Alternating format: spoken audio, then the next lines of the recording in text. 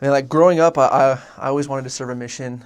I have three older brothers, and two of them serve missions. And for me, I was able to see like the lifestyle between them, kind of like how like the difference of their paths of their life once my two older brothers got back from their missions. They were just like, nothing against my other brother, but it was just easy for me to see the path that I wanted to take because they're two very distinct paths. And I know what I wanted to do with my life as soon as saw the success of my two other brothers serving their missions. Um, that spark always started ever since I was little. You know, my parents, they always wanted me to serve a mission. I grew up in the church. My dad served a mission. It's just always been kind of ingrained, excuse me, in my family to serve a mission. That's the right thing to do. But it is one thing once you start to turn, you know, that age of 18 that it kind of starts to hit you that you're going to be going on a mission sooner. That decision, you need to make that decision to go or not. I remember when I can't remember I think I was 16 at the time, but it was the general conference where President Monson changed the age to go on a mission, and I believe I was like 16. It was my junior year of high school, and I just got done with the football game, and I know it was like the Saturday morning session, I believe, where he announced it. And I remember getting up in the morning, my mom, she was like freaking out. She's like, "Oh my gosh, Travis, guess what?" And I'm like, "What?" You know, and she's like, "The age has changed for missionaries, for guys from 19 to 18. You can go in 2 years."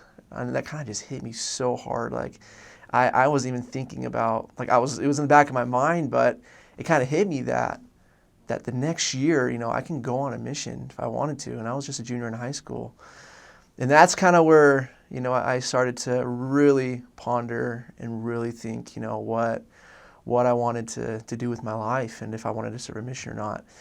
And so it's kind of funny because at that time too, where I was kind of thinking about going on a mission, in my ward, the bishop, his name is Bishop Yowsi. He's someone he's changed my life. I don't know if he knows that. I'd like to reach out to him and tell him that, but it was just one Sunday, he just got up to the pulpit and opening exercises, you know, at my church in Oregon, and he's like, "All right, I got a challenge for the youth." And so, you know, I was just on my phone, like, just kind of like I can remember if I was 15 or 16. I think I was 16 at the time, and I was just kind of thinking like, oh gosh, you know, what's he gonna do with the youth?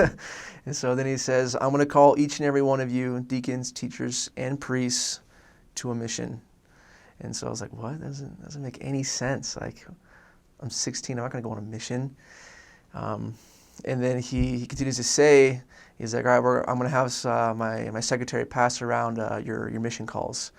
And so we all had our own individualized mission calls, you know, for 16-year-olds, whatever it might be.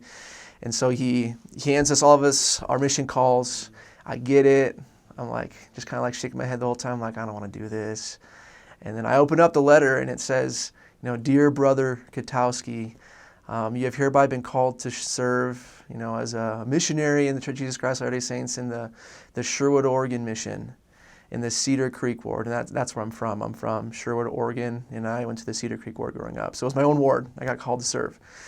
And I kind of just shook my head. I was like, what is this? I kind of just put it to my side, and I didn't really want to do it. I was like, no, I got sports, you know, I got too many things going on with girls, like whatever 16-year-olds are going through, you know, I just didn't want to have time to do stuff like that. So he kind of continued to talk about it, and had all these lists of things. Like, I remember in the packet, it had like a check-off list of things that he wanted us to do. And I didn't really look at it until I got home later that day. And so everyone in the ward got one. I went home. And I talked to my parents about it, and like, well, you know, do it, you know, see how it goes. I think it'd be awesome preparation for your mission, and kind of assumed that I would go on one. And I just didn't want to do it, but my saint mom, as awesome she is, she kept on encouraging me to do it. And so there's this one thing on the list, on the checkoff list. For example, it said, you know, share your testimony with your friends. It said, introduce your friends to, you know, the missionaries, or have one of your friends receive lessons from the missionaries. It had all these goals and things that it wanted you to do. But the one that hit me so hard was, it said, obtain or get, I can't remember how it was phrased, but it said, get a testimony of the Book of Mormon. And as soon as I read that, and looking back, it was a spirit, and something just hit me, and it just told me and asked me, like, do you have a testimony of the Book of Mormon? And I kind of started pondering that, and I was just in my room reading this list, and I didn't, I didn't have a testimony of the Book of Mormon. And so that I was like, well, what do I do? How do I get a testimony of the Book of Mormon? And it said right below that, it said, read Moroni 10, 3-5. And I was like, okay. And so I opened up to that, but before I started reading it, all these thoughts just flooded my mind. It's like, what if this isn't true? What if what my parents have been teaching me is a lie? What if I don't have to go to 3 hours of church every Sunday? All these doubts and all these questions started coming into my mind, and I really wanted to know the truth. And so, funny enough, Moroni 10, 2-5, exactly what I needed. I read them, I understood them.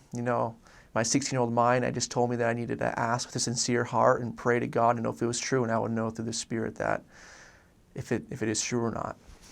And so I, right then and there, I knelt beside my bed, and I remember asking, with all of my, I just remember pouring out my heart to God, just asking Him and just begging Him, just saying, is this true? Is this Book of Mormon true? Is everything my parents taught me true?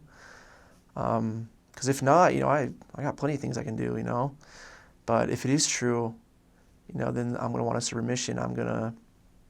It's going to change the rest of my life. And I don't remember what else I said, but I remember just begging Him and pouring out my heart, just really wanting to know if it's true or not. And then in that moment, after I said amen to end my prayer, I kind of just sat there, and I was like, okay, now what? And I just didn't really know what was going to happen or what to expect. And then out of nowhere, it just, something it was a spirit, but that time it just felt like something just hit me so hard. I started breathing heavily. I started, just something very powerful just overcame me that I have a hard time describing, because I've never felt it again to this day, that strong of an impression. It was just the most overpowering, I was kneeling down. I ended up I was 5 feet away from where I was kneeling down, just sitting down, just breathing really fast. I don't even know how I got there. And I understand this is a very profound experience, and most people don't have these kinds of experiences, but that experience changed me, because, after I settled down, this very, very quiet, very still, small voice whispered to me that, and it was just peace just filled the room, and it told me that it's true.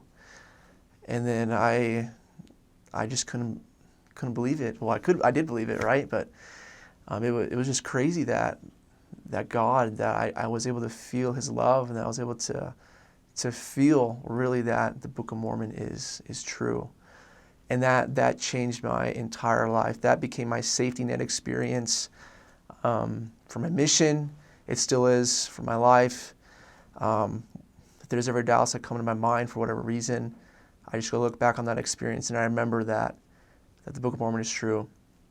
And I know that with all my heart, and that ever since then, that experience, it got me through high school, all the temptations that come with high school, all the drugs, the alcohol, all those awful things that can happen that oftentimes high schoolers confront. Every time I was tempted, I just looked back on that experience, and I said, no, I can't. The Book of Mormon's true. I have standards, and I know God, He wouldn't want me to do that, and I didn't want to do it. And then that eventually, got me to start preparing for a mission. I started reading Preach My Gospel. To be honest, but pre-mission, I didn't really understand Preach My Gospel that much. It's really applicable on the mission. Obviously, that's what it's made for missionaries. But it did help me, to kind of get me in the missionary mindset of reading the Preach My Gospel for my mission. As well, the best thing that helped me prepare for my mission, ever since I got my testimony, I knew I needed to start preparing, right? And so what I was just told, what better way to prepare for a mission than to actually go out with the missionaries. And me being from Portland, Oregon, it's a lot different than Utah. There was just missionaries assigned to wards, lots of non-members. In Utah, It's a little bit more difficult, but from what I understand, it's doable. You can go out with the missionaries as well. But the biggest thing that I would suggest to prepare for a mission is what I did that helped me the most is just to go out with the missionaries and just be there and experience the spirit that they carry. But more importantly, that's what your mission, that's what you're going to be doing for 2 years. So what better way to prepare than actually go out and do what missionaries do.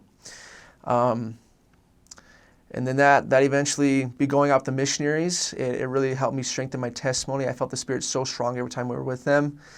The actual missionaries who I went out with before a mission, they inspired me a lot to be the best missionary that I could be as well. I still look up to them to this day for everything they did for me. I call them my first trainers because they're the first missionaries that I ever really went out with. And they always taught me and they always helped me and prepared me to be a good missionary. But I just remember very awesome experiences with the missionaries, going out and teaching people. I remember they invited me to go in and teach someone who was going to be baptized. He actually went to my same high school. I knew him. And I got to participate in a few lessons with him. And I got to go to his baptism as well before I left on my mission. And he's awesome. He's now preparing for mission as well. And so just his testimony strengthened mine that my decision to serve was really the way to go.